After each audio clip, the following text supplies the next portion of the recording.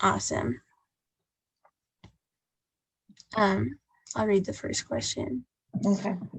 On pages 228 to 231, your textbooks lists 6 major views on why youth join gangs. According to each theory, what is the major reason that youth join gangs? Give an example of each. So, anthropological.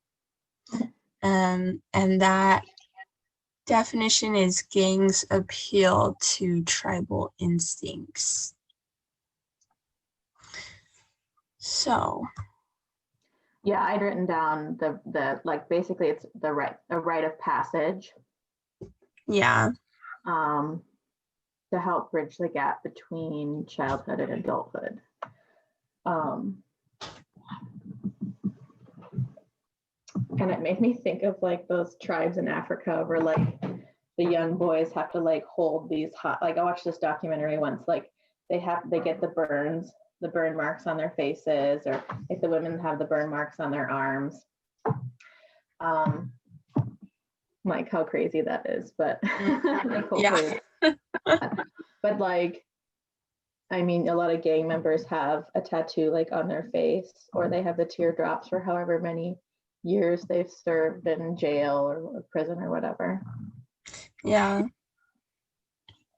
So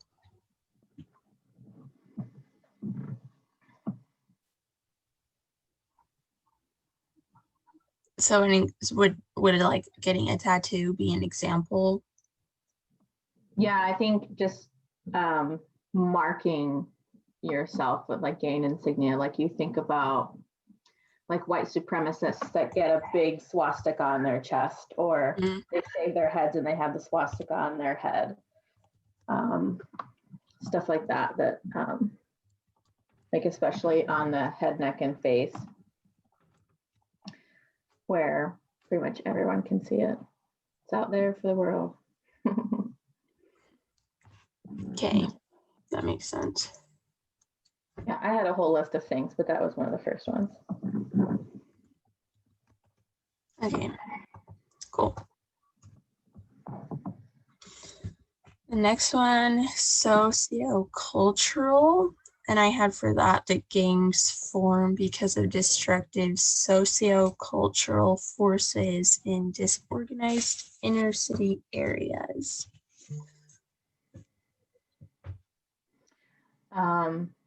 And then I added that it assumes that gangs are the natural response to lower class life.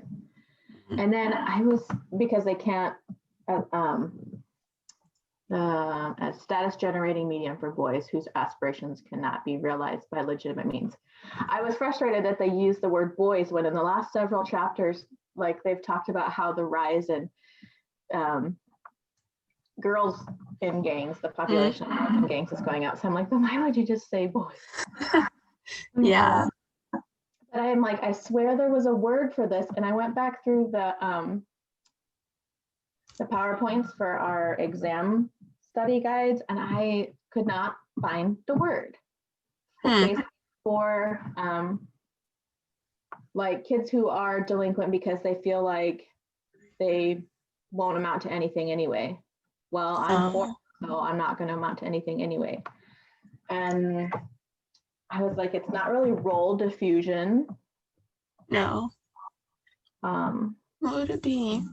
And I can't remember. And without going back through the textbook or through all of my notes, not prepared to do, but I'm like, there is a word for that. Yeah, there is.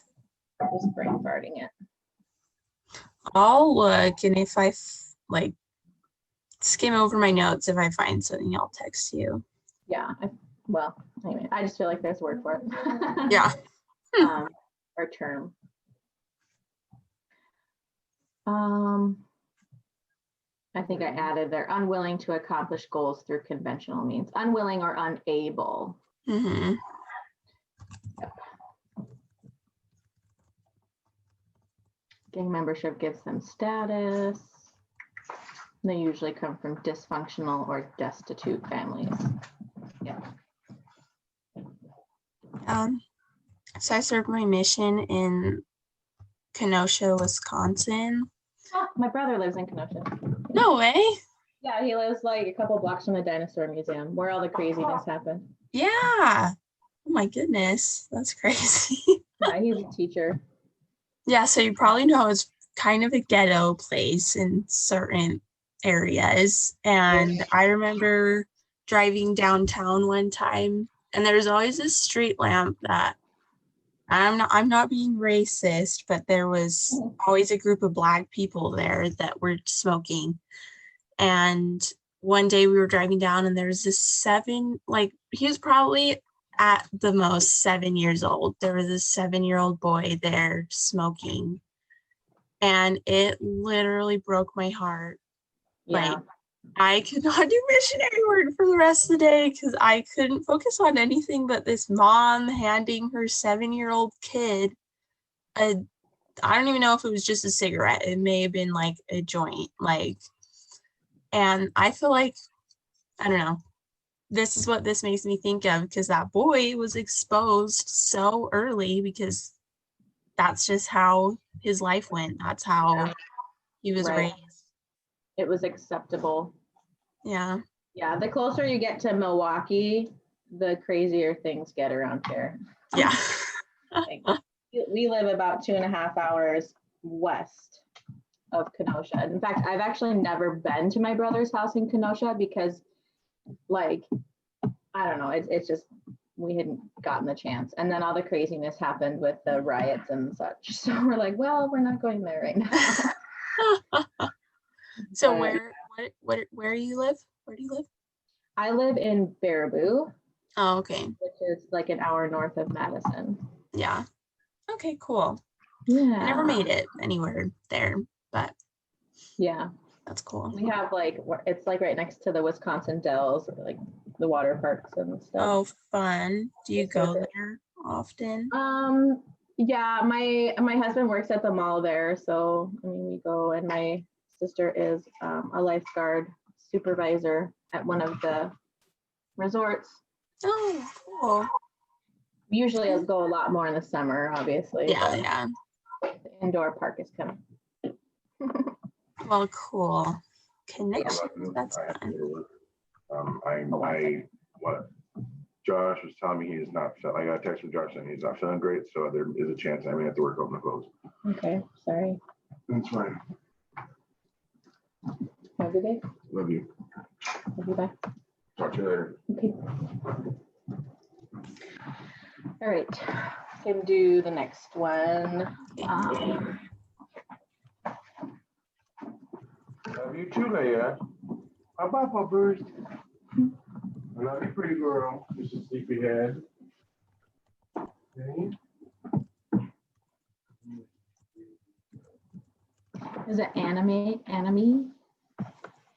Actually, yeah. I pulled up from chapter 4 where we did this one too.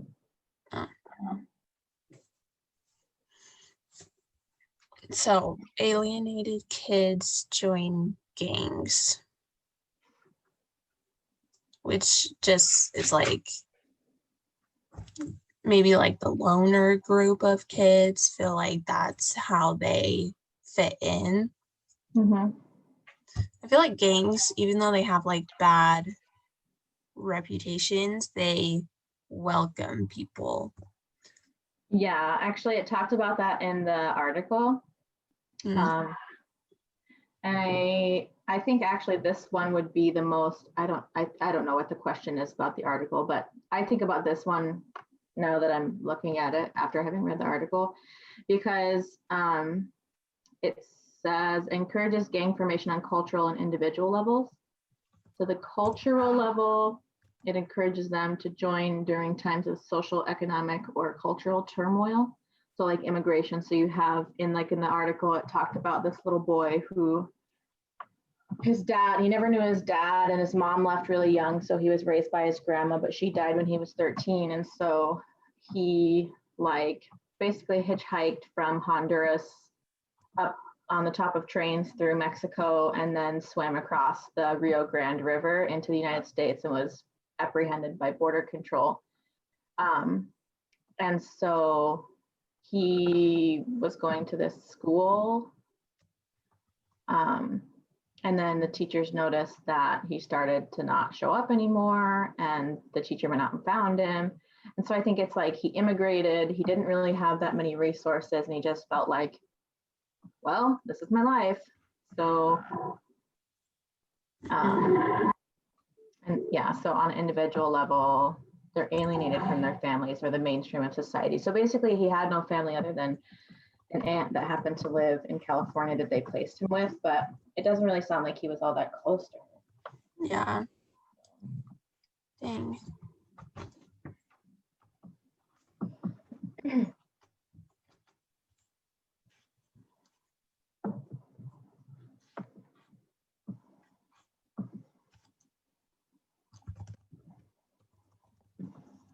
I think the chapter 4 definition was the strain from the failure to achieve your goals, or normlessness produced by rapidly changing values. So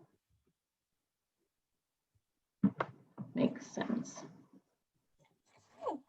That's you. Excuse me. Thank you. I think these the trait, life course, and rational choice ones probably will make a lot more sense more quickly because we've covered those theories in previous chapters. So that might be true. So trait, I have that kids with personality problems join gangs. I wasn't really sure on that definition.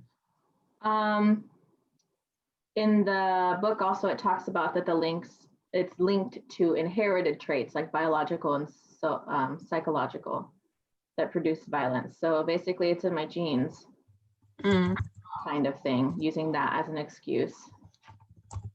I'm genetically predisposed to gang participation, which I don't know. That it doesn't seem like a real thing. Yeah, like so you can be genetically, like we watched that documentary one time. I think it was for this class about that guy who is he was like a geneticist or a neurologist. And he tested himself for the aggression gene or whatever, and he had it. And then everybody was like, well, in retrospect, yeah, he's always been kind of a cranky dude. Yeah, and he just hadn't hit that like max yet. He didn't have a reason to do. It was like it was murdering, right? People who murder people. He was a descendant of the Borden family. Lizzie Borden had an axe, gave her father 40 whacks when she saw what she would done, gave her mother and then gave her father 41. Yeah. Crazy. I used to like that little, like, it's not really a nursery rhyme, but I used to say it. My little sister is 10 years younger than me, so we all kind of like raised her. I used to do that to scare her. Oh. Do the little chant and like, I feel so bad. I traumatized her. That's what older sisters are for. I'm horrible. Anyway, but yeah, I just think that the trait probably, I feel like it gives kids an excuse. Like my dad was in a gang, so I'm no better than him, so I'm going to be in a gang. Mm-hmm.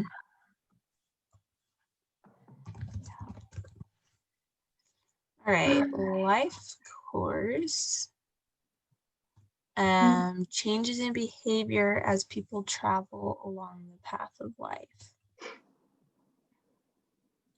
So that one's kind of vague. I feel like it kind of relates to how when different things are put in your path, you could choose those things.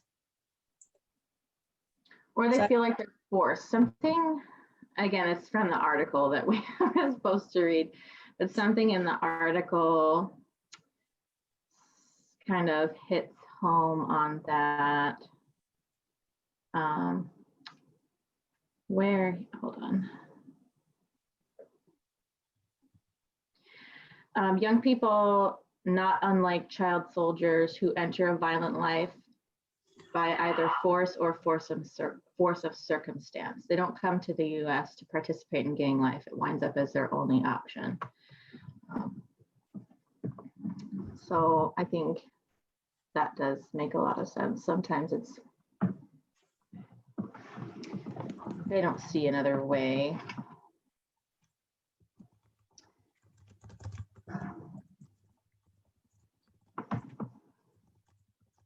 And I'd only gotten to the trait view, so I'm just looking over. Okay. See if there's anything.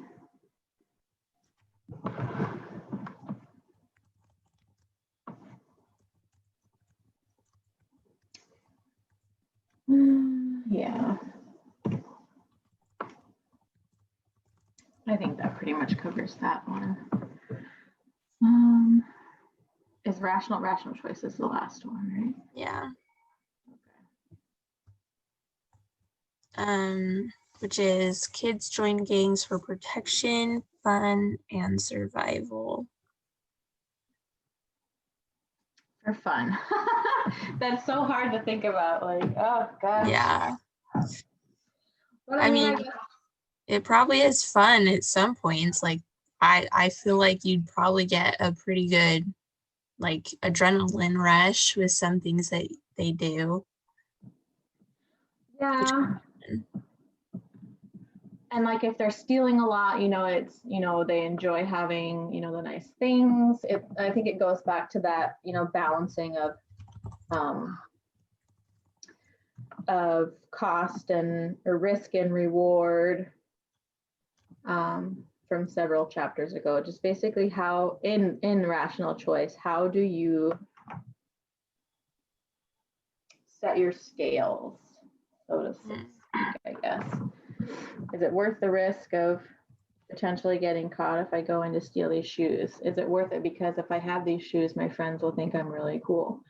Or I think for the gang initiations, one of the ones the chapter listed was like, they basically get the crap beat out of them as an initiation. Like, oh man, that's really going to suck. They're going to beat me within an inch of my life, but it's going to prove to them that I am worth being in the gang, which is going to get me money and drugs and girls and shoot, like, Mm-hmm. So that balance of risk and reward. Kids are impulsive and they'll make the wrong choice. Yep. So I'll read question 2 and then we can just take turns like thinking of ideas. This one was kind of tough for me, but so by examining these motivations for gangs, reformers are able to get a better idea of how to meet these needs in other ways. So describe a program or effort that could help to meet the needs described by each of the 6 views.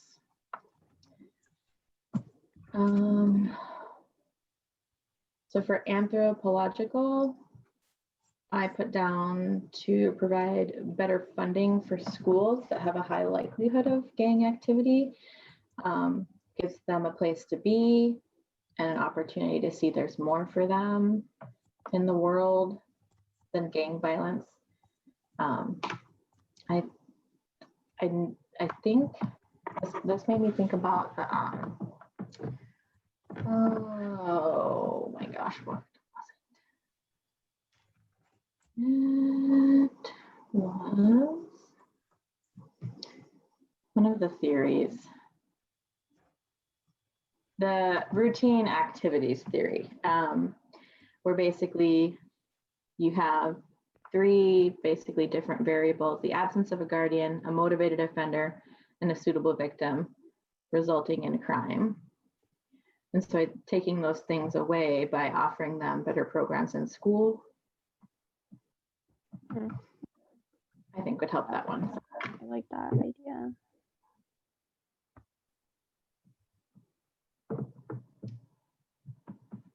I think that's good. I don't have anything to add. That one was kind of a tough one.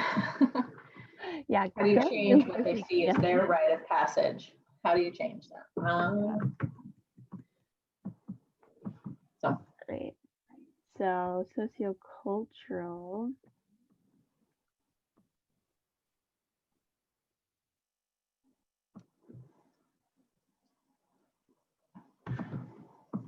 Oh, it's asking about a program for effort.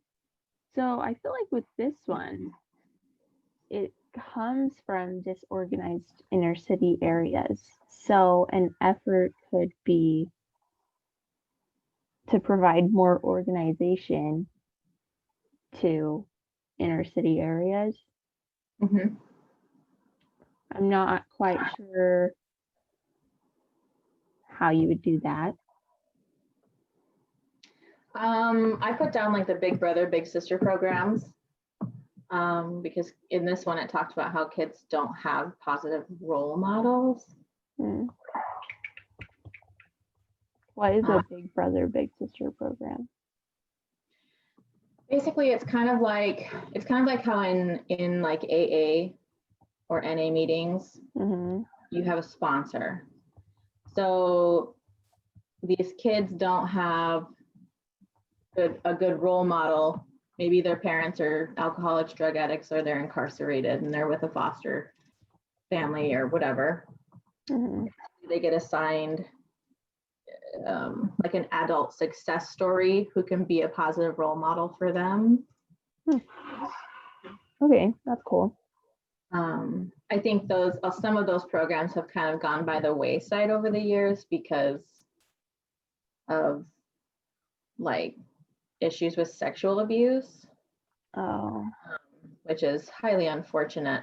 But I mean, I yeah. still think there are plenty of people out there who are able to contribute to programs like that, or even like celebrity involvement. Like some famous football player shows up at the kids' school and tells them, "Hey, man, I grew up in poorest of the poor, total ghetto neighborhoods, but you can be something. You can do something. Don't do all that crap." Yeah.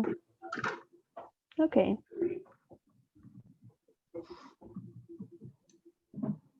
And then for Anime, go back. All right, so joining gangs during times of turmoil. I wrote down strengthening the family. So, I mean, I don't know programs that would help with that, but I think like church involvement. Oh, yeah. Which is a tough thing, but I don't know that there is any church well, maybe there is, but I don't know that there's any valuable church on the face of the earth that doesn't value the family. Yeah. Or support that. And especially with a lot of the gang activity being like coming from immigrant populations. I know a lot of them are like strong Catholic. And so, yeah. Or even like political programs that focus on the strengthening of family, or additional public health or social services that can help them with counseling, like family counseling. Yeah. For this one, I think that like the first thing I thought of was school clubs. I remember when I was in junior high, didn't have any friends.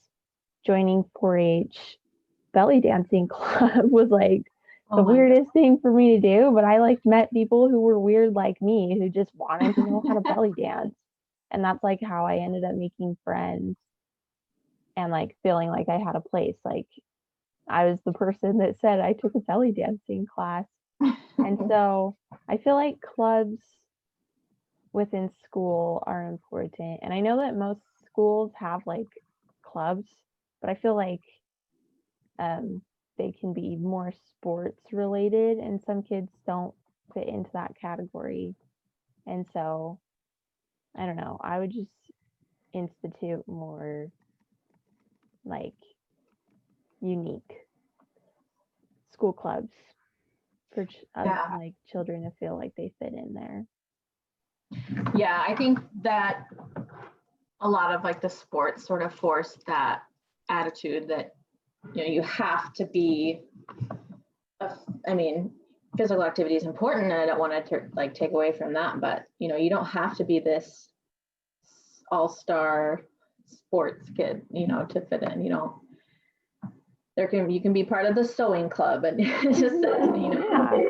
who cares? Or we always had this table of kids who would sit at lunch and play Magic the Gathering instead of eating their lunch. And I'm like, you are nuts.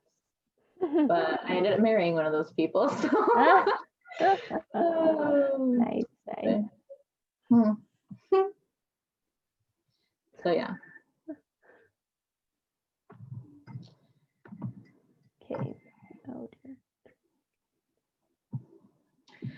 And then the trait I feel like is kind of, again, that was one that I struggled with because I don't think it's biological, but Yeah. I think if they really are, you know, insisting that, you know, it's in my genes, great. If it's in your genes, then more affordable or better access to mental health programs or youth counseling might, you know, be the answer. Like Yeah. cognitive behavioral therapy, changing the way that you feel by changing the way that you think. Yeah. You might think that, but in reality, there are lots of other choices. Yeah. I really don't think it's biological, but if it is, I feel like counseling is the best way to combat that. Yes. And I don't have anything for life course or rational choice yet, so maybe we can come up with some. Okay.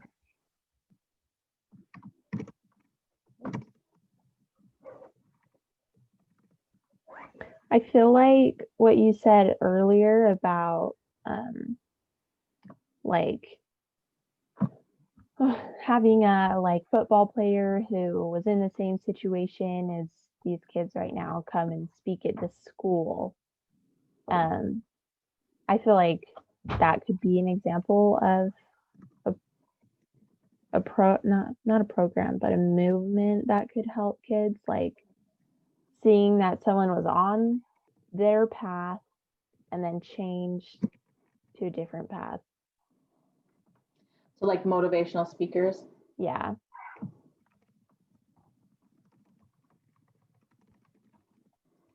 We actually always had motivational speakers. Like in high school, like we had, you know, everyone would show up at the gym and we'd hear from this, like one of the guys we had came and talked to us about like the Holocaust, which was crazy. It was like incredibly emotional time, basically, like don't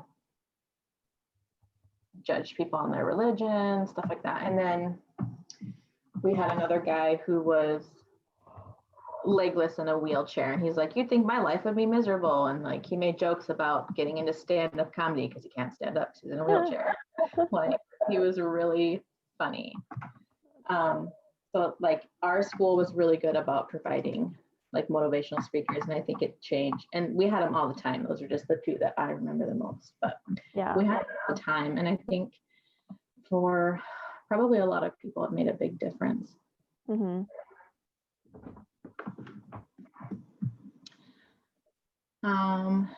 Rational choice. So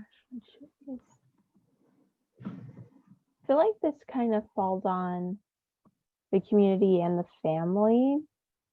Like if kids don't feel safe or like they can succeed where they're at, then they choose gangs. But with this one, we could start like with, instead of programs for the children, programs for the parents, where they learn about how to prevent gang-related behavior, and also are taught about resources they could use in order to help their children to feel safe and taken care of. Right. So it's kind of like what came first, the chicken or the egg? So you know, a lot of these programs were focused on, or ideas are focused on changing the kids' behavior, Yeah. changing their attitudes and what happens to them. But I think educating the parents on what to do in order to prevent that puts the responsibility on them. Yeah. I think that's a better point at where to stop the continuing throughout generations. Mm-hmm.